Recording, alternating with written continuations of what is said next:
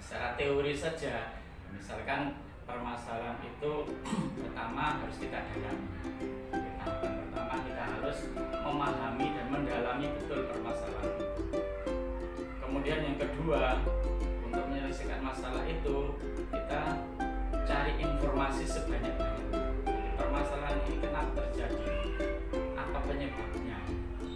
Dari mana penyebabnya? Ini kita cari informasi dari berbagai sumber.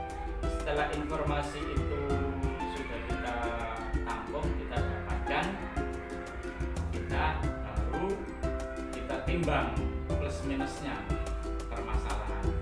Keputusan apa yang akan kita ambil, kembali lagi kita plus minusnya mana dapat kita ambil sebagai keputusan, baru kemudian mana yang lebih manfaat, lebih besar kebaikannya, itulah yang kita ambil sebagai penyelesaian.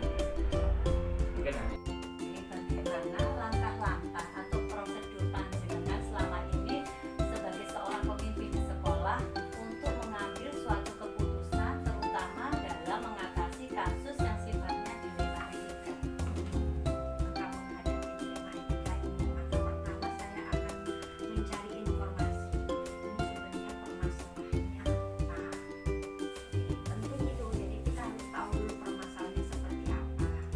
Kemudian tentunya kita akan mencari kembali dalam hal ini melibatkan siapa saja yang ada di sini yang terlibat dalam permasalahan ini. Setelah kita tahu siapa saja, ya tentunya kita mencari bukti-bukti yang ada yang tampak dari permasalahan ini. Karena dengan bukti-bukti itu, insya Allah kita akan bisa mencari jalan keluarnya. Setelah itu kita akan melakukan pengujian. Ini berkaitan benar-benar atau benar dan salah, ya. Karena dengan demikian kita tentunya insya Allah juga akan bisa mencari jalan keluarnya. Dan setelah itu baru kita lakukan tindakan. Insya Allah kalau bukti-buktinya sudah cukup, siapa saja kita tahu yang ada di sini, insya Allah permasalahan bisa diatasi. Tapi bila sudah kita ambil jalan keluarnya, kita lakukan itu sebenarnya belum cukup, Wan. Kita harus melakukan evaluasi. Apakah setelah kita lakukan tindakan ini hasilnya nanti berefek baik bagi sekolah, bagi yang bermasalah anak-anak ini, begitu.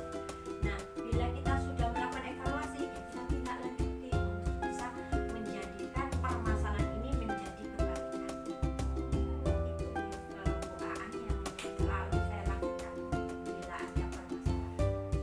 Jadi di sini saya mengambil suatu kesimpulan dari yang panjenengan sampaikan bahwa untuk mengatasi suatu persoalan yang sifatnya dilema etika itu jenengan yang pertama mencari informasi secara lengkap dulu nih, kemudian mencari siapa yang saja yang terlibat dari permasalahan itu, kemudian mengumpulkan bukti-bukti atau fakta-fakta yang berkaitan dengan persoalan itu sehingga tidak sembrono atau tidak gampang Tidak asal tidak memutuskan, asal mencari jalan memutuskan, keluarnya. ya. Kemudian melakukan pengujian Nah, terhadap persoalan itu benar atau sifatnya benar-benar atau benar salah seperti itu gitu. Kemudian melakukan suatu tindakan atau jalan keluar atau solusi atau keputusan yang Nah, bagaimana yang akan yang diambil cocok